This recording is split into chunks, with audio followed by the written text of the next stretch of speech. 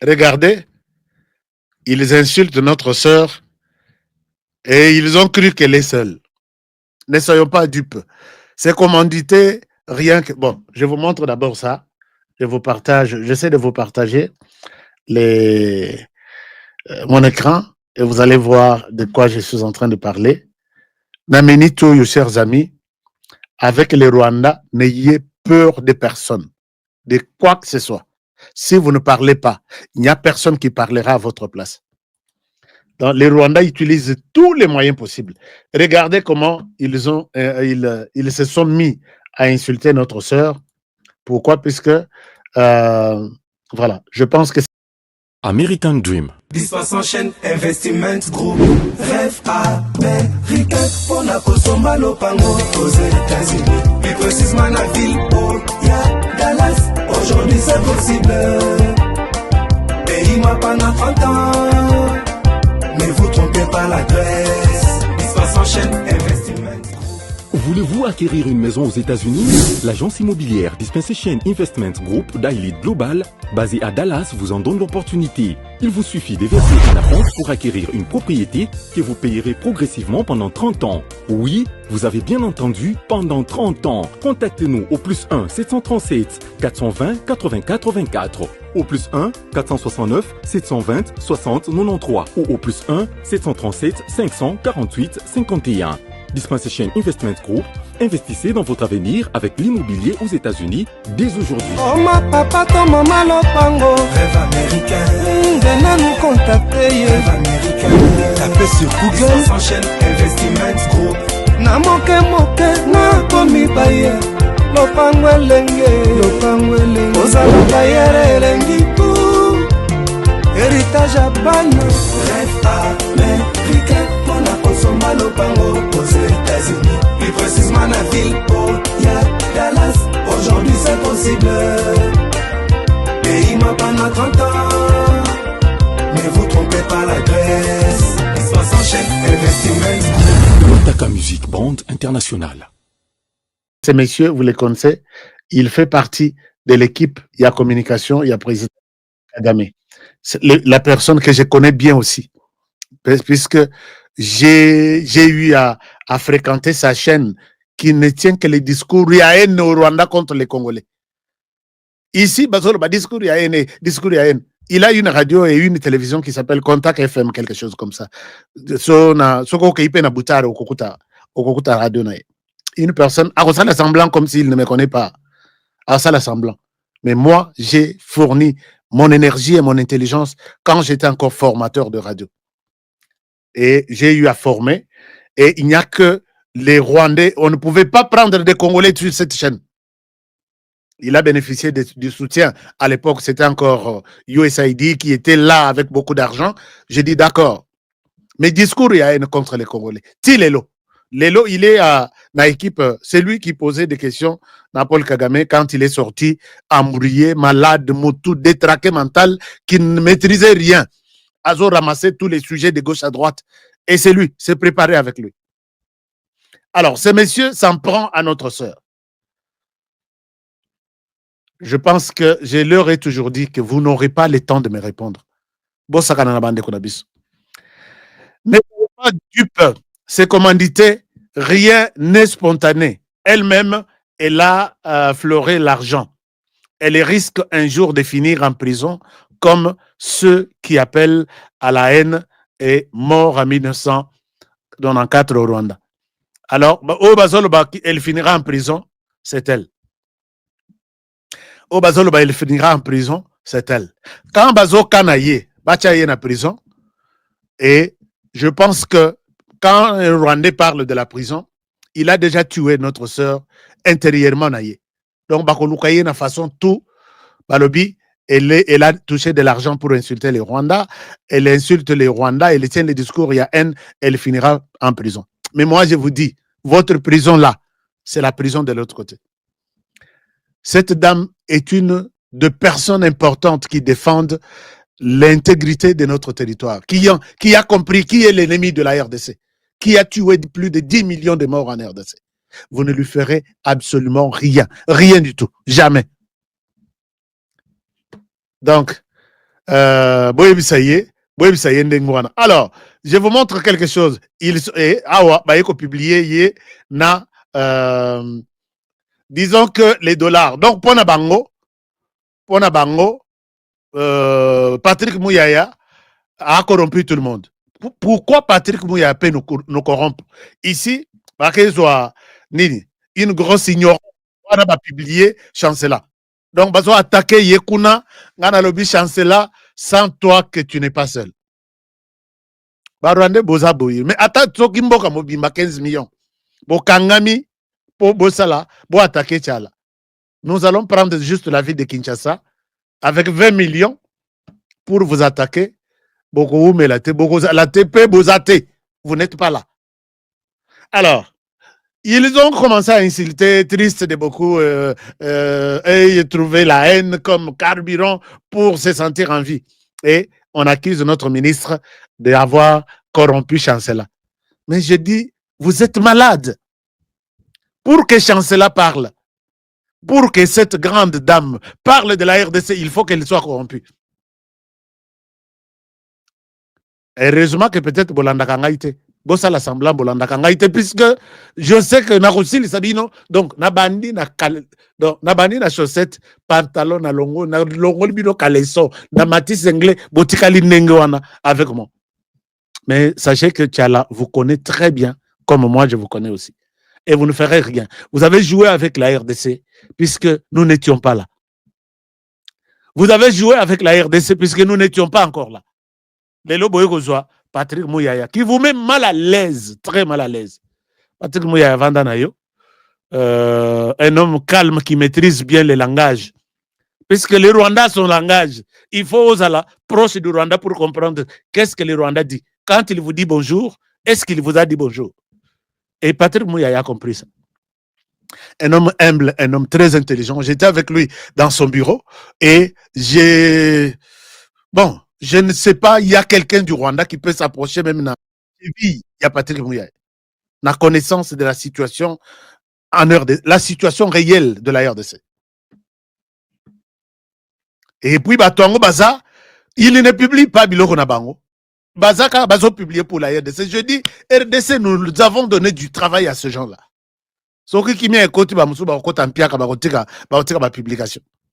Alors, beaucoup de trucs, ils ont raconté sur notre sœur. Je vous montre. Bon, je souhaite vous épargner de moi, Boba Rebelle, Bouzo Bébélé, Bazo Koma. Mais je reviens avec la réponse que vous avez peut-être suivie pour notre chers amis, comme Elanga quelque part que je suis Chancela Tchala. Bato yo ba comprendre que Bazo Luka peut-être que ça la moi ba combo derrière le Chancela Tchala.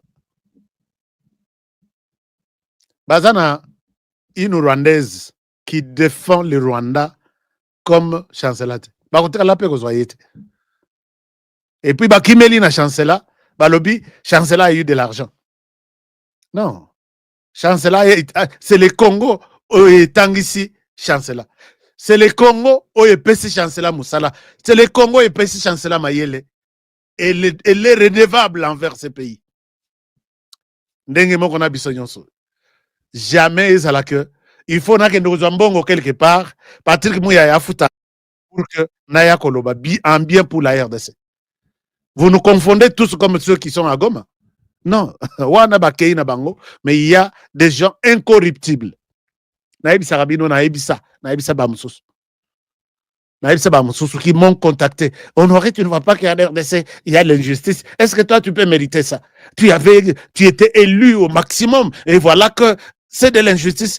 Est-ce que tu peux nous rejoindre? Nous allons faire entendre ta voix. Je dis, vous avez choisi une mauvaise adresse. Allez-y. Allez-y, faire entendre ta voix. Ces gens, chers amis, jouent avec notre petite psychologie. Aujourd'hui, ils pensent qu'il y a un discours de haine contre les Rwandais. Mais et ce n'est pas contre les Rwandais. Ils disent que ceux qui sont des Rwandais en RDC, ce sont les Hutus. Et tous les Hutus sont de FDLR. Même Fœtus. Baboti et Lelo, aza FDLR. Et oyo nyonso aza na RDC, lokola Hutu, c'est celui-là qui est un génocidaire. Ata balobi kaza déjà na 90 ans. Mais je vous pose la question, chers amis.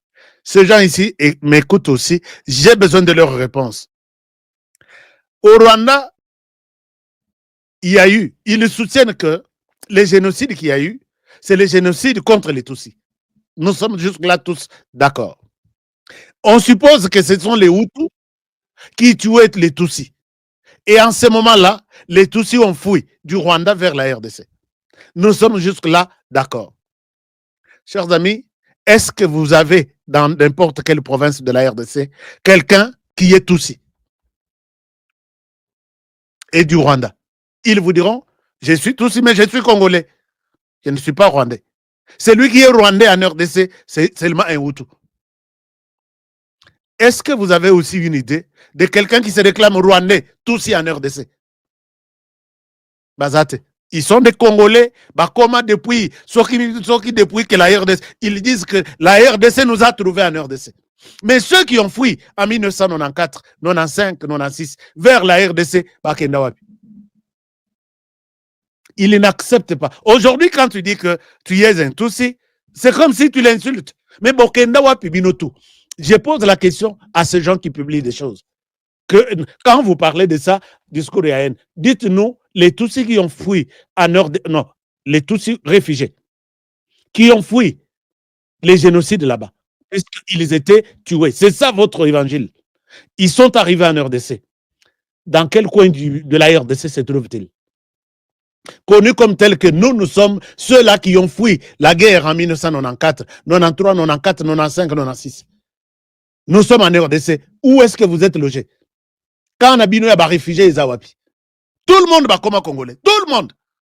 Et quand tu dis ça, ah, discours ya haine, ils n'oseront même pas me répondre. Et je ne pense pas qu'il y a quelqu'un, il y a Moutou Bakata Lokolangai, sur la question du Rwanda RDC, a le courage à répondre.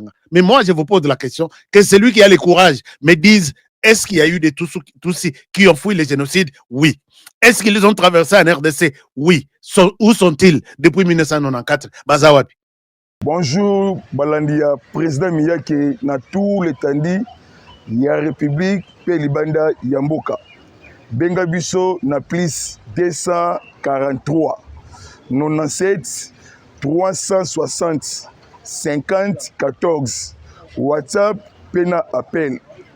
Na yeko interpeller la conscience, ya jeunesse, ya Congo Mobimba.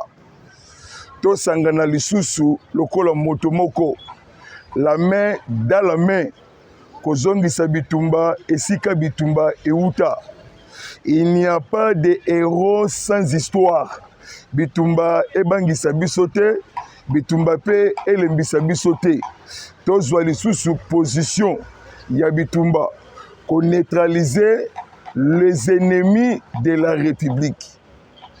Le président de la République Azali ko travailler par la force de Dieu, accompagnement avec la force de nos ancêtres.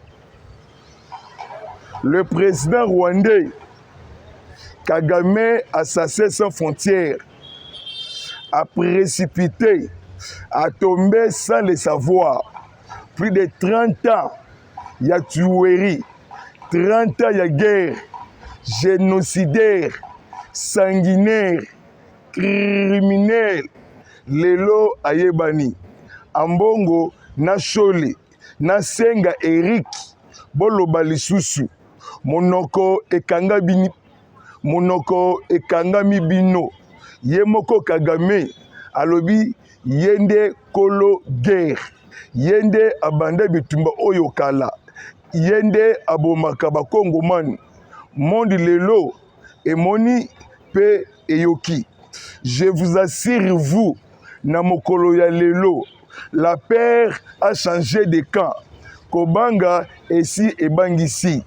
Eloko oyo tozelaka, yango lelo ekomi. Jour J, le 4 décembre, ezali Mamana Sommet, le président rwandais, le président congolais Fatou Béton, histoire du pays de nos ancêtres. Sous l'égide, il y a président américain Donald Trump. Signature, il y a accord de paix na Washington. Babengi 4 présidents, les 3 présidents africains, le président angolais João Lourenço, président Union africaine, médiateur Yakor Luanda Angola, le président togolais Faure Gnassingbé, médiateur ya Union africaine, le président Kenya et son premier ministre, le roi qatarien M. Altesse Sheikh bin Ahmad Al Thani. Le 3 décembre, la délégation, le président, Bakokoma na Washington. Le président américain essaie de qui lettre, oye komaki na maboko ya Paul Kagame. Bayebisi ye boye. Abela te akoya awa a signé accord. Asakani na biso mingi. Soke meki akozala renversé na espace ya 48 heures. Le militaire américain Prince Eric M. Dan Ken, commandant la 22e région militaire ya États-Unis, commandant ya mécanisme pour neutraliser le FDLR et groupe de soutien. Ici, atinda ki ba force na Bujumbura, frontière Burundi na Rwanda. Mama na panique na kati ya Kigali. Mama na panique na kati ya Kampala. Tabasibwa, Alliance Yoweri Kaguta Museveni. La vie entre la mort. Après arrestation, il n'y a jamais le Mukulu. Ami, il y a Hippolyte Kanambe. Batuba Kreya, ADF Nalu. Tanzanie et Kangaka, jamais le Mukulu. En 2015, Batinda Kaye na Kampala. 10 ans de Boloko. Oyo Asali na Kampala. Bafongoli procès. Pour na makambo oyo Asala na sous-région. Ya Gralac, na RDC et autres pays. Crime de guerre, crime contre l'humanité. Badetata et de mama. Maman na panique, na ngambu ya soi-disant ba opposant. Grand danseur du monde, Zenga Luketo. Azali ko comprendre ata mukete politique, ya président de la République, chef de l'État Fatou Béton, histoire, ya pays de nos ancêtres.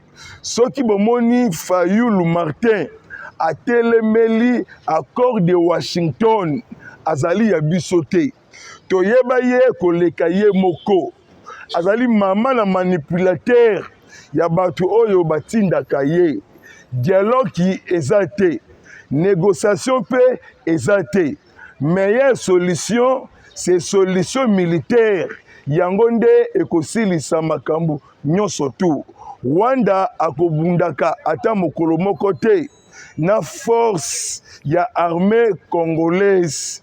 Difficulté pour na ko traverser na Uvira, na Mwenga, na Minembwe, na Kabare, na ba territoire, na ba province, na ba village, na ba secteur nyonso tout. Deuxième étape. Washington, Qatar, na RDC. Bauti ko écarter intégration. Ya ba terroriste rwandais, M23, AFC et autres groupes armés au sein de l'armée congolaise. Baboyaka déjà dialogue, négociation.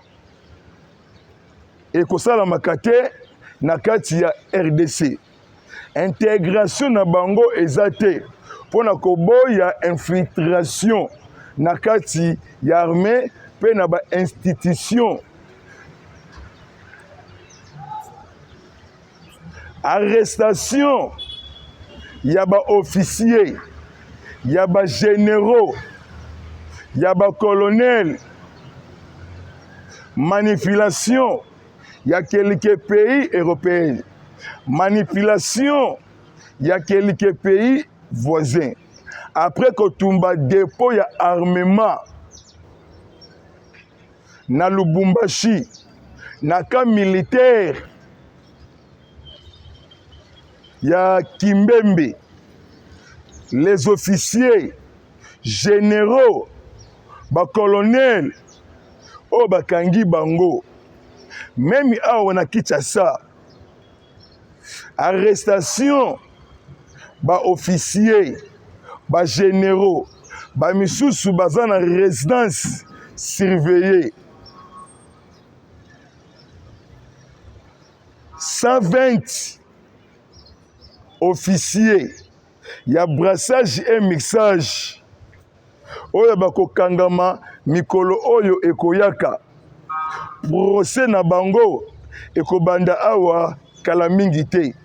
Les politiciens arabes, le M23 en sultan, soi-disant cardinal, soi-disant archevêque, Donatien Choli, embongolisation ambongo. Ambongo a précipité, ambongo a tombé sans koyeba. Ambongo atangaka chapelet ya 32 mbuma. 12 mbuma ekwei atikali na 20 mbuma. Chole abwaki sultani akomi na ye yaya na jean, chemise body montre na sapatu. Politique ya Fachi est neutralisé et pour ici ba oyo bakotaki na mboka pour balkaniser la République démocratique du Congo bako bimakate na mboka na biso. Hippolyte Kanambe azana territoire ya République ya Bakongo man. Après qu'on dépassé bambongo oyo aibaki pendant 18 ans, mbongo ekomi kosila ye, akozanga ka moyen ya kosomba ka lagom atsa na makolo. Balandi ya président Miyake na tout le tandi ya mboka pe libanda ya mboka. To simba na lisusu, loboko na loboko. Papa Tshisekedi Etienne wa Mulumba en vie. Ayebisaki biso boye. Topesa confiance ite na mupaya. Topesa confiance na mwana mboka. Maloba na ye ya suka ezalaki le 31 juillet 2016 na esplanade ya triomphale. Alobaka IDPS au pouvoir. Bako linga bino te, bako yina bino. Tango bako zongela kabino ekozala trop tard. Mobilisez-vous et prenez-vous charge. Kinshasa, Telema lisusu. 4 districts ya Kinshasa, lisu, likolo ya lisu. Na 3e étape, ezali la situation sécuritaire. Kobanda vendredi, samedi, na dimanche. La professionnalisme, ya ba jeunes compatriotes, ba wazalendo, ba pire petit, ya docteur Honoris de Kaouza, ba outi ko empêcher le M23, AFC, Tourouanero, Zabampema, FNL, ya Red Tabaratout Rwandais. Difficulté ennemi pour na ko traverser. Ba mort na ba blessé. Après ko zoa, ba village nyonso tout, ya province, ya Sud Kivu, qu'on neutralisait les terroristes rwandais na mabele ya Bakongo man. Bonne nouvelle pour la République démocratique du Congo. Les forces sniper bah, qu'on renforcer ligne de front. Kagame a déployé 3000 militaires rwandais. Bazaluka ba tenté ba tomber Uvira. Les forces loyalistes ici ba déploiement spectaculaire na Uvira, na Fizi et autres territoires. Rwanda azali kobunda etumba ya précipitation koluka minéré koluka coltan koluka colbat armée na biso na ba jeunes compatriotes ba wazalendo bazali kobunda bitumba ya professionnalisme repli ezate offensive sur offensive mabele na biso ezonga lisusu na maboko ya bakongomani. La libération de Bukavu, Goma, Bunagana, l'agglomération Mikolo Oyo Ekoya, les jeunes compatriotes VDP, bakomi na Kamanyola, et pesi bango banzela, Bukavu, Bunagana, Goma, Kilorirwe, et autres directions. Mais c'est Prince Eric, mais c'est Daniken, Bazo Zelakaka, Mokoloto, Etiama, le 4 décembre 2025, na Washington. Nani akolela, nani apanike, Vital Kamerhe, azali ko comprendre ata mukete, etamboli, ya mokonzi, ya mboka, nini oyo ezali koya, la changement de la constitution, esi endimama, na bakongomani nyonso tu, ya mboka, pe libanda ya mboka. On ne blague pas avec le wazalendo. Rendez-vous à ne pas rater. Rendez-vous ezaka kamoko, ko libérer ba territoire, ko libérer ba district, Bunagana, Uvira, Bunagana, Goma, Bukavu. Hippolyte Kanambe a ba problème sérieux.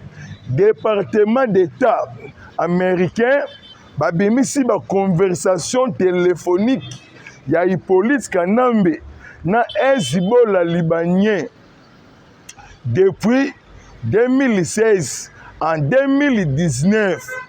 Guerre froide oyo esalamaki na monde en cause na yango matière première uranium ya île de Chikolobwe oyo ekendaki na Syrie oyo ekendaki na Russie oyo ekendaki na Iran oyo ekendaki na Corée du Nord oyo ekendaki na ba pays européens. Ancien gouverneur ya Katanga Katumbi Moïse de 2005 en 2015 abimisa uranium stratégiquement collaborateur politique et technique ya Hippolyte Kanambe Kazembe Rembe Badetata et de Mama. La construction, le développement pays de nos ancêtres. Maman na panique na Lubumbashi. Après marche endurance militaire, il y a ba garde républicain, ba JR, babi bimaki sikoyo, na motonyo surtout akomeka, a telemela, a luka a créé, bozoba, na insécurité, akokutana, na ba mapinga, ya ekolo. Merci à toi, commandant, il y a 22e région militaire, Papa Edi Kapent, Edi Bara, fils du pays, véritable commandant, 22e région militaire, il y a solo. Bakisa Lisusu, déploiement, renforcer sécurité, na Manono, na Kipushi, surtout Tanganyika, Kalemi, na quartier annexe, na commune annexe, quartier Gambela. Il y a des mouvements suspectés, ennemis Yamboka, même na Kasenga, même na Kipush, même na Kasumbalesa, les ennemis de la République, balembi bazali na ba réunion, ndenge nini bako créer mabe na kati ya mboka, na kei sikoyo koto ya territoire de Kwamutu, na province ya Mai Ndombe, na village ya Nkana, 75 km na Kinshasa. Bana mboka, baimboka, la dénonciation. Ezali combat na biso, oto bundaki na opposition. Le même combat au pouvoir. La conservation du pouvoir na système ya facilisation. Soki omoni mwa nungu, omoni mwa mabe, ezoluka ezwa espace, okei ko signaler rapidement ba service ya sécurité. Même na ba souciat, oluki commander ya souciat wana ya la police, opesiye ba information. Bandeko ya Fatundu, bandeko ya Machambio, na Mongata, l'homme de 318 morts na territoire ya Moba, na province ya Tanganyika, Kabasele, Angelou Kanza, boyebi ye koleka ye moko, azana panique, azali ko paniquer, mutako bimate, les ennemis de la République, bazali awa. Bopesa confiance na mokonzi ya mboka, Faci akozonga ndenge azongaka te, akozonga na casquette mususu, les lions des tribus de Juda congolaises, l'homme à la taille de la République, le président le plus costaud, le président le plus sollicité lisusu na mokili oyo, kosuka na ngai ezali arrestation mokolo ya samedi na dimanche. 21 sortisans Kenya oyo bakangi bango na commune ya Nsele, na quartier Baumbu, na service ya sécurité. Tango ba torturer babimisi ba révélation, tozali installé na église moko na Bandalungwa. Bazali ba membre ya église installé na Bandalungwa. Baza sans passeport, baza sans mikanda. Moko na bango abimisi ba révélation. Bazali plus de 5000 batu ya Kenya.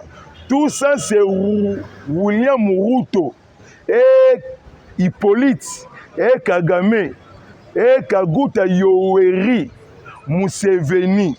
Peut-on surveiller des pays voisins, Angola, na Brazzaville, Embalo Sissoko, président de Guinée-Bissau, Azana Congo en face, Bakutani na levé jaloux, ba solola nini, ba préparer nini, bana mboka, ba imboka, to lembate, to zonga simate, to kende liboso, histoire na biso, ezoko mama, soki bomoni bambula, ezali kobeta, ezali séparation, ya ténèbres na lumière, Faci azali agent, azali ange de lumière, azali ko neutraliser agent physique ya diable, c'est Kagame Polo, parrain yaba Ambongo, parrain yaba Chole, parrain yaba Senga Eric, parrain ya Fulgence Muteba, soi-disant archevêque ya Lubumbashi, centre ya Mwenga, eza na maboko ya FARDC na ba wazalendo, Uvira ekotombe te. Toi contre nomination oye bimaki epa ya chef état-major Abdallah Niembo, toyebi yo koleka yo moko. Le Congoman, surtout ya Est, bazali kolandela tous les mouvements nyonso tout pour ouvrir et autres territoires et tomber te ezala toujours contrôlé na ba Congoman ya bino molobeli pe mosangisi président Miyake naza toujours actif, il y a sensibilisation, il y a mobilisation et conscientisation. Au revoir.